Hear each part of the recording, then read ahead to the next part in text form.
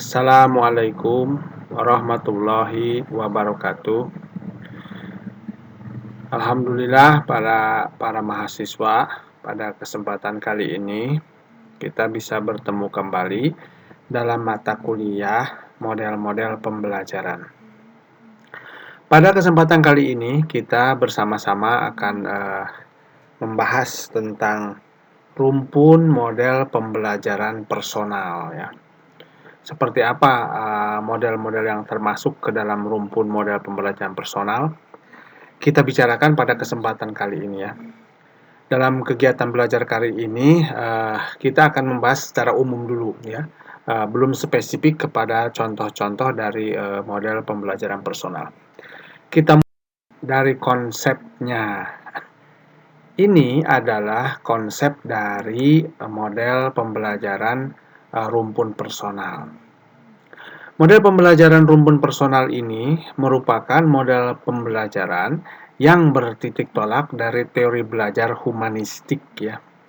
Teori belajar humanistik ini memang teori belajar yang sampai sekarang ini ya masih digunakan ya sebagai prinsip-prinsip pembelajaran gitu kan. Nah, yang paling terkenal dari teori belajar humanistik ini adalah bahwa belajar itu merupakan sebuah proses untuk memanusiakan manusia gitu. Manusia itu tidak dianggap sebagai sebuah mesin, tidak dianggap sebagai sebuah benda mati gitu ya. Tapi manusia itu dianggap sebagai makhluk yang memiliki akal, makhluk yang memiliki budi pekerti, ya, serta makhluk yang bebas untuk menentukan segala apa yang ingin dicapai, begitu ya. Sehingga memang pembelajaran itu tidak hanya sekedar pada menitik beratkan pada kemampuan tertentu, gitu, tapi harus juga ya menitik beratkan pada kemampuan-kemampuan yang lain, potensi-potensi yang lain dalam diri manusia itu harus digali gitu. Nanti kita singgung sedikit di bagian berikutnya gitu. Jadi artinya bahwa model pembelajaran personal ini titik tolaknya itu adalah teori belajar humanistik. Kemudian model pembelajaran ini berorientasi terhadap pengembangan diri individu. Jadi artinya memang pembelajaran itu tidak hanya berorientasi pada bagaimana pengetahuan itu bisa ditransfer, bagaimana keterampilan itu bisa dimiliki, tapi lebih dari itu bagaimana mengembangkan semua potensi yang dimiliki oleh individu. Tidak hanya kognitif tentunya, potensi-potensi yang dimiliki individu itu gitu ya. Ada hal-hal lain yang memang tidak berkaitan dengan aspek-aspek kognitif gitu yang memang perlu dikembangkan juga, minat, kreativitas gitu. Itu pun perlu menjadi bagian dari kegiatan pendidikan gitu. Jadi orientasinya fokusnya pada pengembangan diri individu ya, minat, kreativitas misalnya. Kemudian perhatian utamanya itu terletak pada emosional siswa untuk mengembangkan hubungan yang produktif dengan lingkungannya atau hubungan interpersonal. Jadi artinya bahwa dalam kegiatan pembelajaran itu tidak cukup hanya transfer pengetahuan, tidak cukup hanya melatih keterampilan-keterampilan tertentu gitu, tapi ada faktor-faktor lain yang memang berperan gitu, yaitu hubungan antar individu ya. Hubungan emosi antar individu itu pun perlu dibangun agar terjadi suatu situasi yang kondusif gitu kan dalam kegiatan pembelajaran. Dengan demikian bahwa memang pembelajaran itu sangat kompleks, tidak hanya sekedar memberikan pengetahuan, tidak hanya sekedar melatih keterampilan gitu ya. Tapi lebih dari itu bagaimana suasana kelas itu bisa dibangun agar kegiatan pembelajaran itu bisa berlangsung secara kondusif. Inilah yang disebut sebagai hubungan interpersonal, hubungan antar individu gitu. Ini penting. Kemudian proses pendidikan itu diarahkan untuk memahami diri sendiri. Ini yang memang jarang dilatih ya melalui kegiatan-kegiatan pendidikan saat ini. Bagaimana agar seseorang itu bisa memahami dirinya, kelebihannya apa, kekurangannya apa gitu ya. Sehingga dengan memahami diri itu, dia bisa tahu potensi yang dimilikinya gitu. Dengan mengetahui potensi yang dimilikinya itulah dia bisa mengembangkan gitu ya, potensi-potensi tersebut. Nah, ini penting. Kemudian melatih tanggung jawab, ya, tanggung jawab sosial, termasuk juga empati gitu ya. Ya, ini pun penting untuk dilatih kepada siswa. Inilah yang memang jarang sekali ditemukan pada kegiatan-kegiatan pembelajaran pada umumnya yang memang lebih fokus pada kognitif gitu ya ataupun psikomotor begitu ya.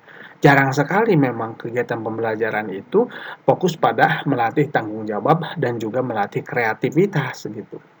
Sehingga memang melalui pembelajaran personal ini gitu ya, semua hal tersebut dapat diakomodir gitu ya, dapat dikembangkan gitu. Nah, ini fokus utamanya sebenarnya dari pembelajaran personal ya. Memahami diri, melatih tanggung jawab dan melatih kreativitas. Ini kuncinya gitu. Kemudian berikutnya tadi sudah disinggung bahwa dasar dari teori belajar, dasar dari rumpun model pembelajaran personal itu adalah teori belajar humanistik gitu ya.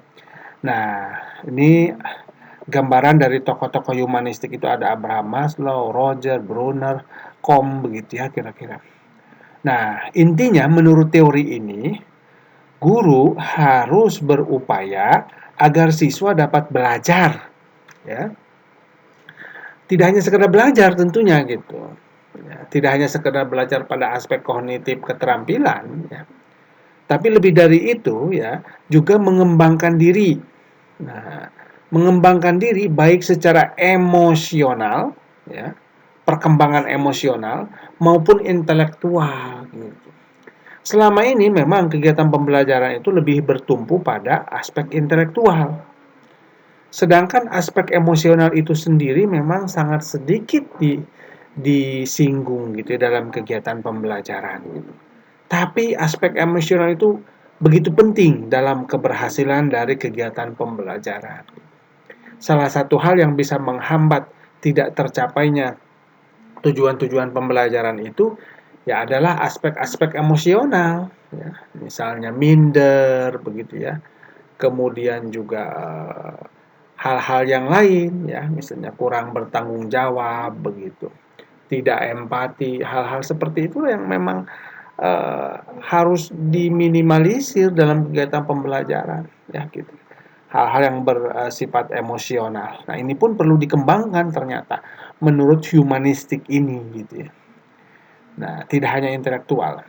Nah, sehingga dikatakan bahwa teori humanistik ini timbul sebagai gerakan memanusiakan manusia gitu.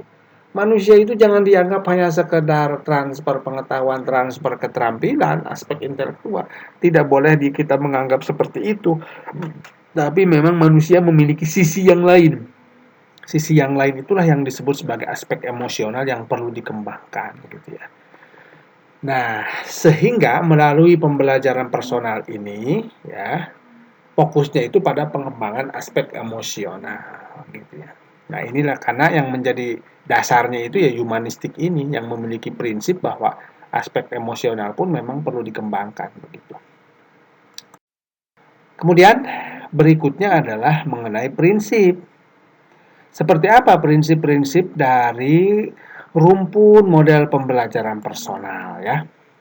Nah, sudah jelas bahwa memang pembelajaran yang termasuk model-model gitu ya, yang termasuk ke dalam rumpun model pembelajaran personal ini sudah pasti berpusat pada siswa atau student center ini prinsipnya gitu. Karena memang nanti bisa kita lihat ini ya pada uraian-uraian selanjutnya gitu berkaitan dengan contoh-contoh dari model pembelajaran personal gitu. Ya semuanya itu memang bertumpu pada bagaimana siswa itu belajar sendiri, bagaimana siswa itu mengembangkan sendiri gitu ya. Jadi kalau dikatakan student center itu memang yang murni itu adalah yang model pembelajaran personal ini gitu, yang betul-betul ini yang pembelajaran yang berpusat pada siswa gitu. Kemudian fokus pada pengembangan mental, aspek emosional tadi gitu ya kira-kira. Contohnya empati, tanggung jawab, begitu. Dan juga menanamkan kreativitas. Nah, ini yang perlu dipahami oleh para mahasiswa semua, gitu ya, kira-kira. Mengembangkan aspek mental, gitu kan. Kemudian prinsip berikutnya adalah bahwa guru berperan sebagai fasilitator dan pengarah dari proses belajar siswa. Ini kuncinya di sini ya. Guru itu harus berperan sebagai. Kemudian tujuannya dari rumpun model personal ini, yang pertama adalah mengembangkan kepercayaan diri. Kadang-kadang memang siswa itu tidak percaya diri ketika mereka berinteraksi dengan lingkungan sekitarnya dalam kegiatan belajar gitu. Maka ini perlu untuk dilatih agar siswa lebih percaya diri. Baik itu misalnya dalam menyampaikan laporan, ya, laporan dari kegiatan yang dilakukan gitu. Kadang-kadang siswa itu tidak memiliki kepercayaan diri yang tinggi. Maka itu perlu dikembangkan gitu. Karena ini penting sebagai bekal mereka gitu ya menjalani kehidupan di masyarakat. Kepercayaan diri itu salah satu kunci dari keberhasilan dalam kegiatan pembelajaran gitu. Maka ini perlu dikembangkan. Jadi ada model-model tertentu yang memang fokus pada bagaimana meningkatkan rasa percaya diri nanti. Termasuk juga empati pada orang lain ya. Jadi ini pun perlu ditumbuhkan gitu ya. Jadi ada model-model tertentu yang bisa meningkatkan kepercayaan diri, bisa menumbuhkan empati pada orang lain. Nah, ini satu tujuannya. Kemudian berikutnya, meningkatkan proporsi pendidikan yang berasal dari kebutuhan dan aspirasi siswa. Inilah sebenarnya maksudnya itu ke pengembangan minat sebenarnya. Jadi dalam kegiatan belajar itu sebenarnya tidak seharusnya kita memaksakan materi pembelajaran yang harus dipelajari oleh siswa gitu. Ya, selama ini kan memang guru itu terikat dengan kurikulum gitu. Di dalam kurikulum itu termasuk juga isi materi, tujuan pembelajaran yang harus diberikan kepada siswa. Bisa saja memang isi dari kurikulum itu tidak sesuai dengan minatnya, tidak cocok gitu ya kira-kira. Siswa ingin belajar yang lain gitu. Nah, ketika siswa ingin belajar yang lain, maka itu perlu difasilitasi. Melalui apa? Melalui model pembelajaran, rumpun model pembelajaran personal. Jadi rumpun model pembelajaran personal ini sebenarnya fungsinya itu adalah menyediakan gitu proporsi kegiatan pembelajaran yang memang sesuai dengan minatnya gitu. Minat dan kebutuhan siswa gitu. Nah, ini yang kedua. Kemudian yang berikutnya adalah mengembangkan kreativitas dan ekspresi pribadi. Nah, ini ya kira-kira. Kreativitas dan ekspresi pribadi. Nah, ini penting difasilitasi dalam kegiatan pembelajaran gitu. Kreativitas ya. Nah, ini adalah tujuannya. Kemudian contohnya seperti apa? Nah, ini yang nanti akan kita bahas ya pada video-video berikutnya gitu. Yang pertama adalah model pengajaran non-direktif. Seperti apa non-direktif itu? Gitu. Kemudian latihan kesadaran. Dan juga model pertemuan kelas. Nah, sebenarnya masih banyak model-model yang lain, tapi memang nanti pada kesempatan berikutnya kita akan membahas ya fokus kepada 3 ini saja dulu. Pengajaran non-direktif, model latihan kesadaran, dan model pertemuan kelas. Demikian ya yang bisa saya sampaikan.